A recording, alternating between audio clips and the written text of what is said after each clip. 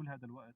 فقدامي صارت معجزة إنه في طفل عمره 8 سنين من سراقب طلع عايش من تحت الأنقاض بعد 16 ساعة تحت الركام بالمكان اللي كنت عم صور فيه من شوي. طلع طلع عايش. بعده أبوه بعد بشوي طلعوا أبوه متوفي، بس الطفل طلع عايش وحكوه سألوه. قال لهم أنا من سراقب، يعني صحيان الطفل عمره 8 سنوات. لسه في أمل يا شباب، لسه يعني أعطانا أمل هذا الشيء بأنه لعل وعسى إنه إنه يكونوا العوائل اللي لسه تحت الأنقاض في حدا منهم عايش.